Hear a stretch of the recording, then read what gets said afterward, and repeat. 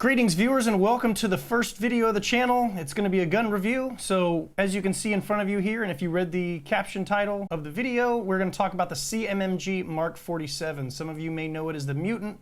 I like to call it the Compromise, and I'll kind of get to that when as we talk about it and we get through it here. So I actually still have not shot this gun. So the whole point of me wanting to do this was I wanted to kind of give you an overview of it, kind of give my thoughts and opinions on it prior to actually taking it to the range. We'll put some rounds down range, and then we'll kind of do an after action report and see what we think about it after the fact. So this is the Resolute 300. They do not actually have this model or even this OD green color anymore. When I ordered this thing from them about 2 years ago now, it took 13 months for it to actually get to the point where I got the email that said, hey, your gun's ready to be built. We need payment so we can put it together and ship it to you. So once I finally got my hands on it, I was so excited to shoot it. And every time I decided I was going to go out to the range, something came up and I was unable to go.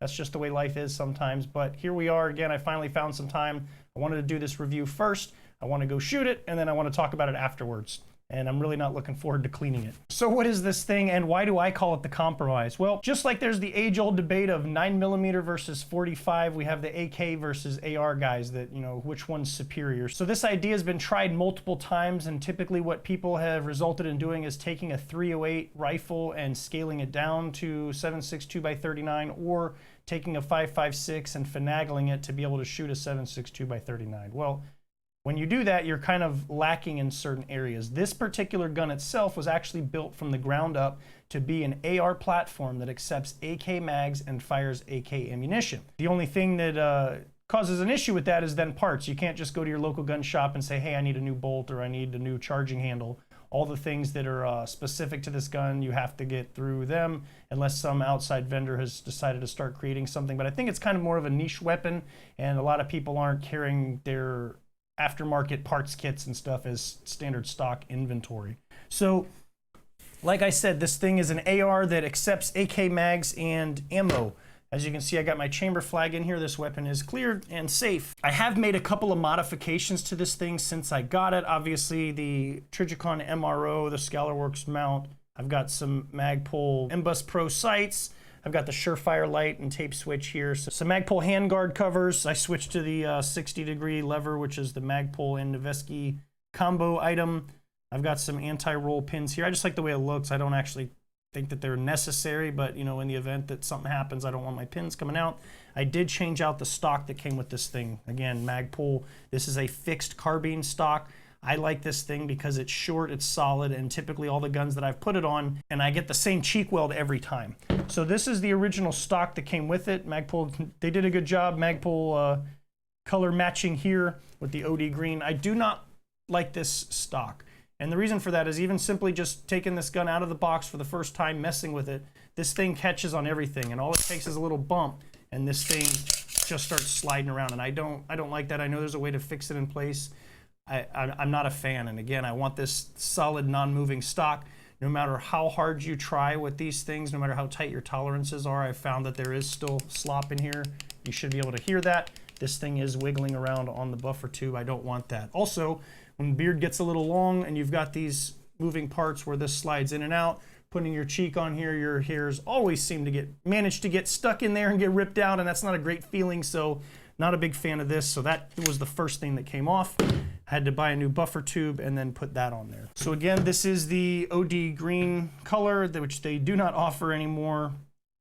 The controls on this thing are exactly the same as a standard AR minus the magazine release. So you've got your safety selector that uses AR grips, AR triggers. This is your mag release. It has this little paddle that goes forward. They did a great job of putting grooves on either side here, so while you're in a shooting position, you can just simply push this forward with your index finger. Also, it's got the tab on the bottom, so for you AK guys that like to take and rake the mag across to kick out the old one before you slap the new one in, that's available as an option as well. It does take down the same as an AR. You just pop these two pins out. I'm going to take the chamber flag out. So we take the two pins out, weapon separates into the lower and upper receiver. Looks a little bit differently since you don't have the mag well coming down here. Again, your mag release, and that there is no bolt hold open. So unfortunately, just like an AK, when you hit your last round, you're not going to have that indication of the bolt locking back for you to change a mag, so you may just have to try and shoot one more time, get that click, and then go, yeah, I think I'm empty. So I do have one complaint, and it's specifically with this exact gun that I'm holding in my hand, and that is the quality control on it. Kind of, they dropped the ball a little bit. However, I let it slide for the simple fact that, one, it took long enough to get the gun to begin with. I really didn't want to have to send it back. And two, because the specific issue that I'm having is regarding the retaining pin for the buffer. So I am a big fan of the JP silent captured buffer. And in order to run these, you do have to take out the little retaining pin and spring, because otherwise it'll pop up and get stuck in these little grooves here. And I didn't want to have to deal with that. So the issue that I'm talking about is right here. You can see where that pin and spring goes. This is really weak and busted out a little bit, and they just Cerakoted over it and shipped it out. I kind of not happy about that. Again, I knew specifically that that issue was not going to affect me in my buffer choice, so I decided to let it slide. There's no reason to have to go through and deal with all that. So that's my only complaint in terms of anything about this gun so far. Again, I have not shot it yet. Maybe I'll have some more once that evolution has been completed. So why did I say that I call this thing the compromise? Well, so it's not like the typical compromise with your significant other where, let's say you want a dog, she wants a cat, and you compromise and you get a cat. This is, again, taking I feel like the best of both worlds. So for you guys that are AR shooters, you're comfortable and familiar with the AR manual of arms, where all the functions and features are. Your manual of arms, for the most part, is the same. The charging handle, your safety, your grip angle, trigger, your stock cheek weld, all that stuff is the same. Obviously, again, there is no normal push button mag release. So this is where you kind of get into that territory of having to change things to adapt, and again, compromise on being able to use AK mags and ammo. So again, you're compromising on having those features, because yes, there are ARs out there with the mag release and everything on it and a bolt hold open that takes specific AR mags that are kind of convoluted a little bit to hold AK ammo, and I've heard lots of bad things about those, so I'm hoping that using the native ammo and the native mag in the gun is going to work. This thing is supposed to work with a wide variety of magazines, whether they're Chinese, Korean, Russian, Ukrainian, Hungarian. They're supposed to all work. Drums, 30 rounders, 60 rounders. I have noticed some issues with the 60 round ATI Schmeisser, however you pronounce it. Sorry, I'm not fluent in German. Where the mag, when it's completely empty, I can slap it in this gun and it seems great all day long. However, once I stick a few rounds in it, the top starts to bulge a little bit, and it's almost impossible to actually insert it in the gun, on top of the fact that I can't fit any more than 22 rounds in a 60 round mag, and I physically cannot compress the springs enough to get ammo in there. So I'm gonna have to probably work with those a little bit more and see if I can figure that issue out, but I won't be shooting any of those today. So again, also speaking of compromising, so I've got 3 rounds here in front of me. I've got an AR round, which is a 5.56 or 2.23. We've got a 7.62 by 39, which is what this gun shoots. And then we've got a 308 or a 7.62 by 51. And as you can see, overall, including the casing and the projectile, the size difference is definitely obvious. However, what we're focusing on here in terms of what's going down range is the actual projectile itself. The casing basically just has all the powder behind it. Well, so I'm a big fan of the 308. I've got a SCAR 17, and it's probably my #1 top pick favorite gun. However, 308 variety mags typically range from 20 to 25 rounds. They're bigger, they're heavier. However, when you look at the 7.62 by 39 projectile and the penetration and the power that it has, and the ability to have 30 rounds in a standard 30 round capacity magazine for a 30 caliber projectile, I'd say that's a pretty good, again, compromise. We're using the AK ammo in an AR platform. So the other thing is that traditionally ARs are more accurate than AKs. So yes, I'm aware that Rifle Dynamics has an AK DMR. I do not have one of those to compare. If they want to send me one to test out, I'll be glad to do that. However, until such a time, I'm going to stick with that. ARs are traditionally more accurate than AKs. So I have high hopes that this thing's going to be a little bit more accurate. Now, the one thing that I am dreading, however, and this one is going to hurt a little bit. So I like to clean my guns after I shoot them. I don't like them sitting around dirty. I know typically AKs, I know a lot of guys that have them, and they never clean them.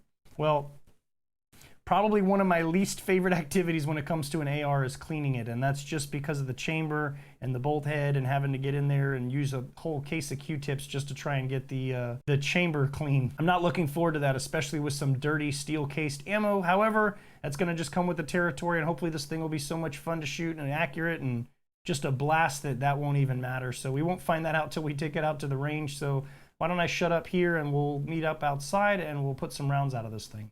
All right, so here we are at the range. I've got my targets currently set up at 21 feet or 7 yards. When I'm first zeroing an optic on a rifle, this is the range that I like to start at. One, because it's a little bit easier to identify your hits and make your adjustments quicker than having to walk a further distance and make even larger adjustments. So this way I can see where I'm hitting and kind of fine tune it.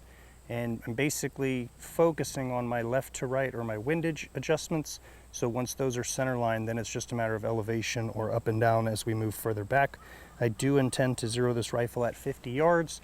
So I know approximately where at 7 yards my rounds should be impacting, so that when I move back to 50, it should just be minimal, if any, adjustments to get it set. So I am using Wolf 122 grain full metal jacket ammunition. I have 4 different magazine types here. First one here is a Magpul mag that has the metal reinforced lockup points. The other one is a Magpul is also Magpul, however it is all plastic, so the lockups are just polymer. I have a metal surplus mag here. I do not know if it's what its country of origin is. There's no markings on it whatsoever. It's just a standard metal mag. I'm not a AK aficionado, so I can't tell by just looking at it. And then the last one here is just a polymer Tapco magazine. But again, they are running the same ammo, so if we are running into consistent issues with a specific magazine, then we should be able to identify that as being the problem.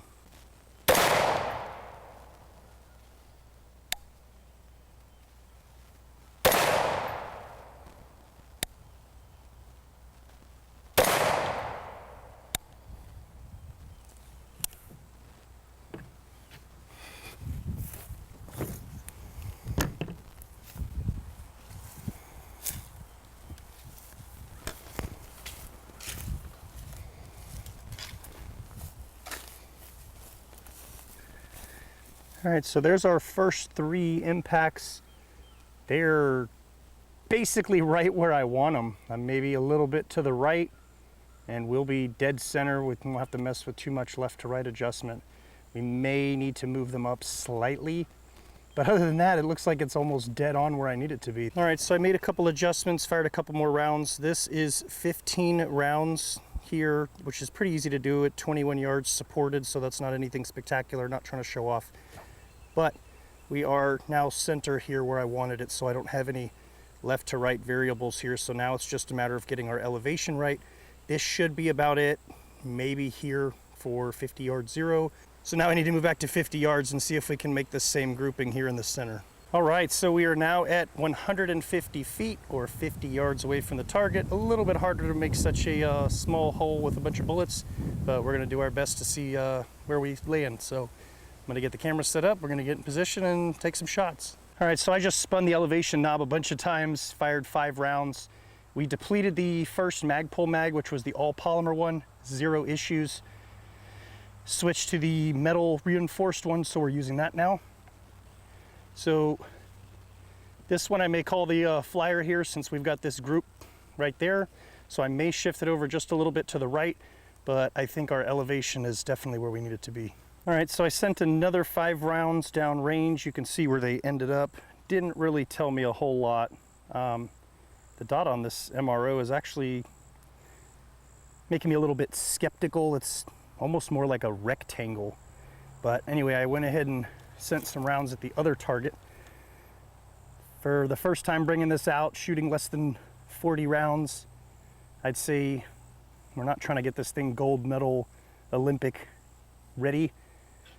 In terms of combat accuracy at 50 yards, that's pretty damn good. That is at least the size of a human head, if not center mass on a target. So combat accuracy, absolutely on point. I would like to go ahead and move back up to 7 yards and see what we can do with some close shooting drills and see how that goes.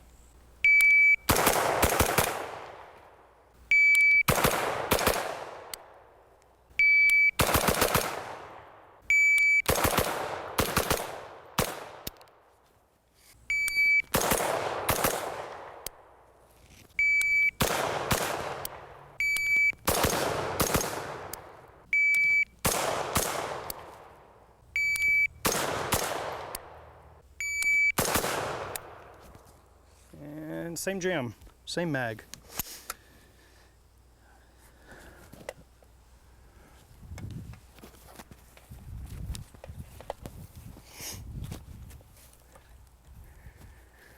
You can see the round is half into the chamber there.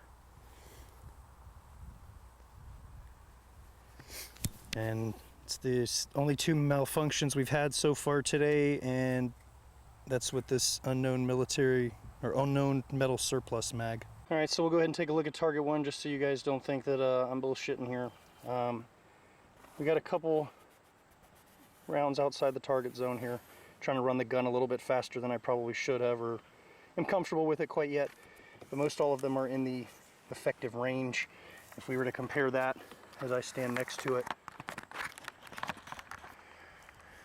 if you were to impose that on my chest, that's a pretty small circle, and we could actually even expand that. So technically, those rounds that are outside would potentially still be good combat effective hits. So then we'll go look at the second target here. Most of them are in there. We've got these 3. These are old. You can see the different coloration. They're all the same here. So this one are out. And then we've got our headshots here. So for the most part, this thing is pretty damn nice. We had one little low there, one out here. Again, just trying to run the gun too fast. That's that balance of speed versus accuracy. I can shoot 0.5 all day, but can actually hit the target doing it. So. All right, so now that I've had a chance to actually shoot this thing and see if it lives up to the hype and everything that I thought it would be, the short answer, I'm gonna say yes, because it did exactly what I wanted it to do. It's an AR that fires an AK round, and AK rounds do some damage. I've witnessed it firsthand on multiple occasions, so I know what the round is capable of. It's just a matter of this gun and it being able to do what I want it to do. Accuracy-wise, again, like I said, out on the range, combat accurate, absolutely. Am I gonna go win a gold medal in the bullseye shooting division in the Olympics?